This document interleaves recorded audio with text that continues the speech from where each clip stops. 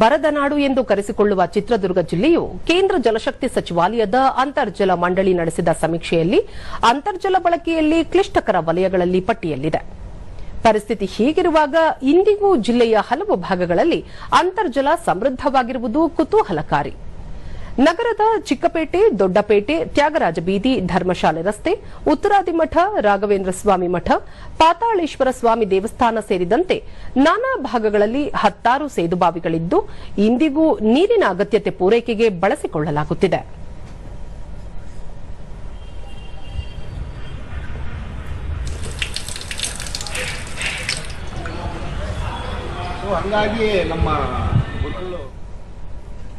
ದೂರದರ್ಶನದೊಂದಿಗೆ ನಿವೃತ್ತ ಪೊಲೀಸ್ ಅಧಿಕಾರಿ ರಾಜಣ್ಣ, ಮನೆಯ ಬಳಿ ಇರುವ ಸೇದುಬಾವಿ ಒಮ್ಮೆಯೂ ಬತ್ತಿಲ್ಲ.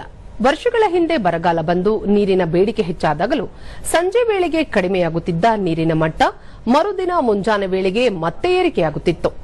ಇಂದಿಗೂ ನೆರೆಹೊರೆಯ 10 ಮನೆಗಳಲ್ಲಿ ಇದೇ ನೀರು ಬಳಕೆಯಾಗುತ್ತಿದೆ ಎಂದು ಹೇಳಿದರು. ಯಾವತ್ತು ಖಾಲಿಯಾಗಿಲ್ಲ ಇದು ಬಾವಿ. ಸರಿ ಬರಗಾಲ ಬಂತು ದುರ್ಗದಲ್ಲಿ. ಬರಗಾಲ ಬಂದಾಗ ಸಾಯಂಕಾಲಕ್ಕೆ ಈ ಜನ ಸೇರೋದು ಗಡಗಾಲು ಬಿಡುವೆ ಇಲ್ದಂಗೆ ಸೇರಿದ್ರು. ಅವಾಗ ಸಾಯಂಕಾಲದಂಗೆ ಕೊಡ ತುಂಬೋದು ಸ್ವಲ್ಪ ಇದಾಯ್ತು. ಬಟ್ ಬೆಳಿಗ್ಗೆಗೆ ಅದೇ ಲೆವೆಲ್ಲೇ ಬಂದ್ಬಿಡ್ತು ಮತ್ತೆ. ಆದ್ರಿಂದ ನಾವು ಖಾಲಿಯಾಗಿದ್ದೇ ನೋಡಿಲ್ಲ. ಬಹಳ ಅನುಕೂಲವಾದ ಇದು. ನಾನು ಈ ಬಾವಿಯಿಂದಾನೇ ನಾನು ಇಷ್ಟೊಂದು ಚೆನ್ನಾಗೂ ಇದ್ದೀನಿ, ತೃಪ್ತಿಯಾಗಿದ್ದೀವಿ. ಸ್ಥಳೀಯರಾದ ಜಿ ಹರೀಶ್, ಸುತ್ತಮುತ್ತ 10 ಸೇದುಬಾವಿಗಳಿದ್ದು ಕಡು ಬೇಸಿಗೆಯಲ್ಲೂ ನೀರು ಖಾಲಿಯಾಗುವುದಿಲ್ಲ. ದೈನಂದಿನ ಅಗತ್ಯ ಪೂರೈಸುವಷ್ಟು ಸಮರ್ಪಕ ನೀರಿನ ಲಭ್ಯತೆ ಇದೆ ಎಂದು ತಿಳಿಸಿದರು. ಅವರನ್ನ ಇದನ್ನೆಲ್ಲ ತೋರಿಸಿದ್ದಾರೆ, ಅವರ ಡಾಕ್ಯುಮೆಂಟರಿ ಇದರೊಳಗೆ.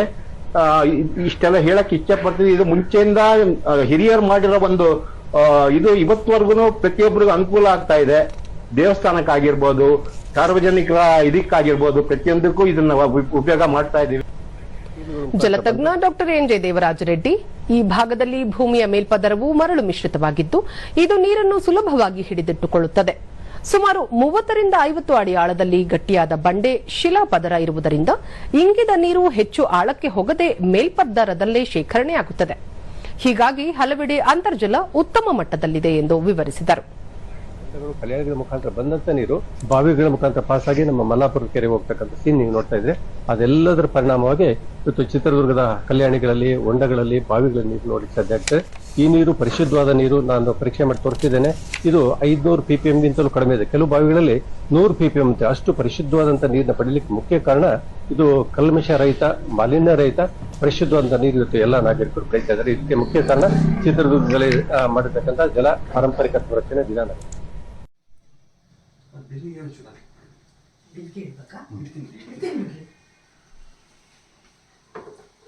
ಒಂದು ಸೇರ್ತಾರೆ ನೀರಂದ್ರೆ ಕ್ಯೂ ಅಲ್ಲ ಸರ್, ಕ್ಯೂ ಅಷ್ಟು ಕ್ಯೂ. ನಾನು ಗಲಾಟೆ ಮಾಡ್ಕೋಬೇಡಿ, ಫಸ್ಟ್ ಬಿಡಿ ಅಂತಿದ್ದೆ. ಯಾಕೆ ಅಂತಂದ್ರೆ ಅವರು ಹುಡುಗರನ್ನ ಸ್ಕೂಲಿಗೆ ಕಳಿಸ್ಬೇಕು, ಒಲೆ ಮೇಲೆ ಏನೋ ಇಟ್ಟು ಬಂದಿರ್ತಾರೆ.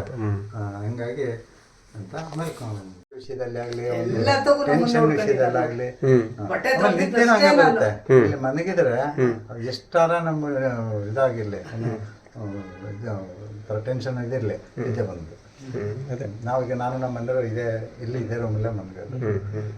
ನಮಗೆ ಈ ಮನೆ ಬಿಡಕ್ಕೆ ಇಷ್ಟ ಇಲ್ಲ. ನನಗೆ 100 ಅಡಿ ಮತ್ತೆ ಮೇಲೂರು ಮನೆ ನಮಗೆ ಜಗಳಾಡಿದ್ವಿ ಅಂತ ಮೇಲ್ ಮನೆ ಕಟ್ಕೊಟ್ರು. ಒಂದು ನಮಗೆ ಇರಕ್ಕೆ ಒಂದು ಮನೆ. ಆಮೇಲೆ ಮೇಲೆ ಹತ್ತಕ್ಕಾಗಲ್ಲ, ಸೊಂಟ ನೋವಿಂತ ಅಷ್ಟು ಡಾಕ್ಟರ್ಗೆಲ್ಲ ತೋರಿಸಿ ಒಂದು ಆಪರೇಷನ್ ಮಾಡಿಸಿದ್ದಾರೆ.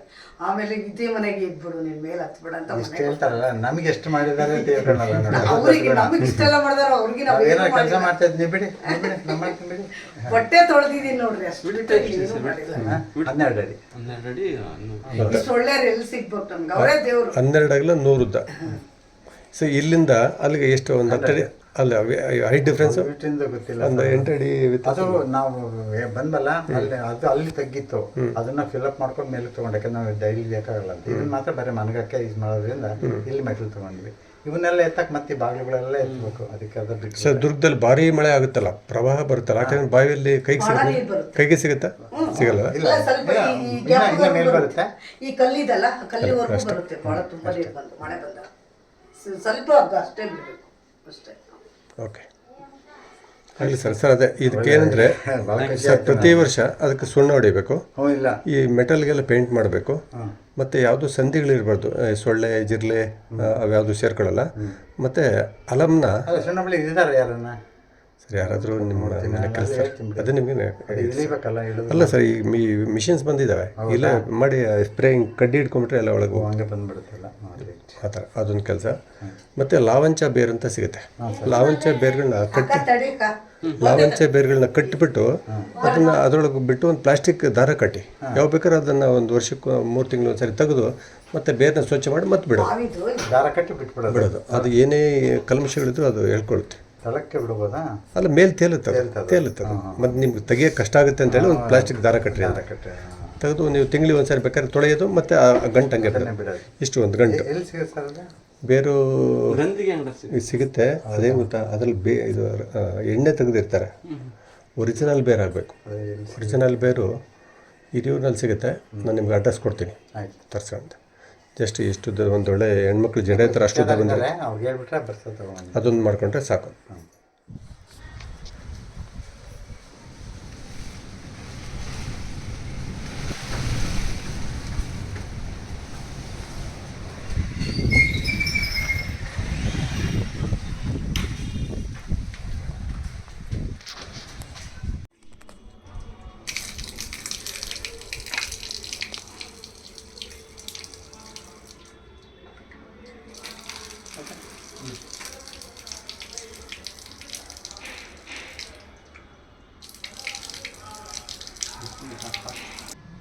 ಎಲ್ಲರಿಗೂ ನಮಸ್ಕಾರ. ನನ್ನ ಹೆಸರು ಜಿ ಹರೀಶ್ ಅಂತೇಳಿ, ಮಾಜಿ ನಗರಸಭಾ ಸದಸ್ಯ 5ನೇ ವಾರ್ಡು ಚಿತ್ರದುರ್ಗ. ನಮ್ಮ ಈ ಪೇಟೆ ಒಳಗೆ ಒಟ್ಟು 3 ಬಾವಿ ಇದೆ. ಒಂದು ಉತ್ತರಾದಿ ಮಠಕ್ಕೆ ಸಂಬಂಧಪಟ್ಟಂಥ ಒಂದು ದೊಡ್ಡ ಬಾವಿ, ಅದು ಹಾರ್ಡ್ ವಾಟರ್ ಇದೆ. ಆಮೇಲೆ ಇದು ರಂಗರಾವ್ ಮಿಟ್ಟಿಯ ಅನ್ನೋರ ಒಂದು ಬಾವಿ, ಅದು ಸಾರ್ವಜನಿಕರಿಗೆಲ್ಲರಿಗೂ ಪೂರೈಕೆ ಮಾಡೋ ಅಷ್ಟು ನೀರು ಯಾವಾಗಲೂ ಇರುತ್ತೆ. ಆಮೇಲೆ ಅನುಸೂಯಮ ಬಾವಿ ಅಂತ ಇಲ್ಲೊಂದು ಪಕ್ಕದೊಳಗಿದೆ, ಅಲ್ಲೊಂದು 3 ಬಾವಿ ನಮ್ಮ ಕೇರಿ ಒಳಗೆ ಇದೆ, ಉತ್ತರಾದಿ ಮಠದ ಬೀದಿ ಒಳಗೆ ಇದೆ. ಇದು ಬಿಟ್ಬಿಟ್ಟು ಪ್ರತಿಯೊಂದು ಮನೆಯೊಳಗೂ ಇದೆ. ಈಗ ಮಸೂದಿ ಒಳಗೊಂದು ಬಾವಿ ಇದೆ, ಭಾರಿ ತಿಳಿ ನೀರಿತ್ತದು. ತುಂಬ ಜನ ಅವಾಗೆಲ್ಲ ಈ ನದಿ ಸಂಪರ್ಕ ಕಮ್ಮಿ ಇರೋದ್ರಿಂದ ಬಟ್ಟೆ ಒಗೆಯೋ ಕಾರ್ಯಕ್ರಮ ಪ್ರತಿಯೊಂದು ಅಲ್ಲಿ ಮಾಡೋರು. ಅದು ಈಗ ಒಳಗಡೆ ಇದೆ, ಮಸೂದಿ ಒಳಗಡೆ ಇದೆ. ಅದು ಬಿಟ್ಟು ನಮ್ಮ ಗೋವಿಂದರಾವ್ ಅಂತ ಇದ್ದಾರೆ, ಅವ್ರ ಮನೆಗೂ ಬಾವಿ ಇದೆ. ಇಲ್ಲಿ ಸುಮಾರು ಆ ಕಡೆ ಹೆಂಗೆ ಲೆಕ್ಕ ಹಾಕಿದ್ರೆ ಸುಮಾರು 10-12 ಬಾವಿ ಇದೆ. ಯಾವ ಬೇಸಿಗೆ ಕಾಲದಲ್ಲೂ ಇದು ನೀರು ಕಮ್ಮಿ ಆಗಿಲ್ಲ. ಇದು ಏನು ಮೂಲ ಎಲ್ಲಿಂದ ಬರುತ್ತೆ ಅನ್ನೋದು ಗೊತ್ತಿಲ್ಲ, ಬಟ್ ಜಲ ಮಾತ್ರ ಭಾರಿ ಸಣ್ಣದಾಗಿ ಬರುತ್ತೆ. ಆದರೆ ಎಲ್ಲ ಕಡೆ ಯಥೇಚ್ಛವಾಗಿ ನೀರು ಇರುತ್ತೆ. 1-2 ಸಾಫ್ಟ್ ವಾಟರ್ ಇದೆ, ಒಂದು ಹಾರ್ಡ್ ವಾಟರ್ ಇದೆ. ಕೆಲವೆಲ್ಲ ಇನ್ನೆಲ್ಲ ಸಾಫ್ಟ್ ವಾಟರ್ ಬೇಕಾದಷ್ಟು ಬಾವಿ ಇದೆ ಇಲ್ಲಿ ಅಕ್ಕಪಕ್ಕ ಇರೋದು. ಇದು ಹಳೇ ಬೀದಿ ಇದು.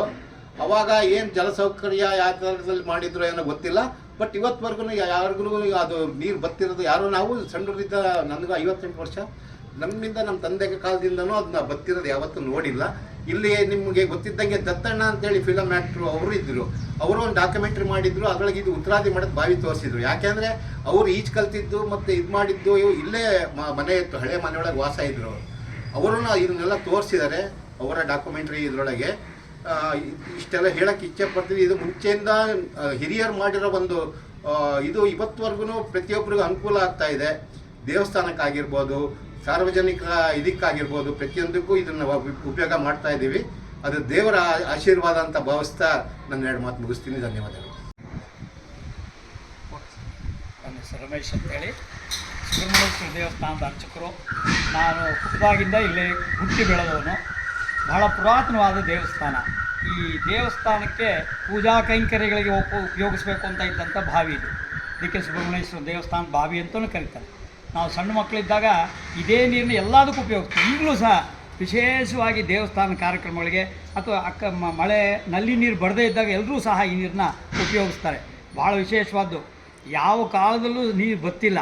ನಾವೇ ಹುಡುಗರಾಗಿದ್ದಾಗ ಇತ್ತೀಚೆಗೂ ಸಹ ಬಾವಿಯಲ್ಲಿ ಇಳಿದು ಬಾವಿ ಶುದ್ಧಿ ಮಾಡಿ ಅದರಲ್ಲಿ ಇದ್ದಂಥ ಕಲ್ಮಶವನ್ನೆಲ್ಲ ತೆಗೆದು ಇದು ಮಾಡಿದ್ವಿ. ಮೊದಲೆಲ್ಲ ಇದಕ್ಕೆಲ್ಲ ಗಣಪತಿ ಎಲ್ಲ ಬಿಡ್ತಾಯಿದ್ರು. ಇದಕ್ಕೆಲ್ಲ ಬಂದರೆ ಮಾಡಿ ಈಗ ನೀರನ್ನು ಉಳಿಸೋದಕ್ಕೆ ಪ್ರಯತ್ನ ಪಡ್ತಾಯಿದ್ವಿ. ಭಾಳ ವಿಶೇಷವಾಗಿ ಮಡಿ ನೀರನ್ನ ಸೇದ್ಕೊಂಡು ಮಾಡ್ತೀವಿ. ಕಾಲಾಯ ತಸ್ಮೈನ ಏನಾಗಿದೆ ಆ ಸೇದುವಂಥ ಒಂದು ಪರಿಕರ ಕಮ್ಮಿ ಆಗಿದ್ದ ಮೋಟ್ರ್ ಫಿಕ್ಸ್ ಮಾಡಿ ದೇವಸ್ಥಾನಕ್ಕೆ ಮತ್ತು ಇಲ್ಲಿ ಆಗುವಂಥ ಕಾರ್ಯಕ್ರಮಗಳಿಗೆಲ್ಲ ಈ ನೀರು ಉಪಯೋಗಿಸ್ತಾ ಇದ್ವಿ. ಭಾಳ ವಿಶೇಷವಾಗಿ ಮಳೆ ಬರದೇ ಇದ್ದರೂ ಸಹ ನೀರಿಲ್ಲಿ ಬರುತ್ತೆ. ಒಳ್ಳೆ ಸಿಹಿ ನೀರು ಅಂದರೆ ಅಡುಗೆಗೆ ಉಪಯೋಗಿಸೋದಕ್ಕೆ ಅದಕ್ಕೆ ಭಾಳ ವಿಶೇಷವಾಗಿ ಚೆನ್ನಾಗಿದೆ.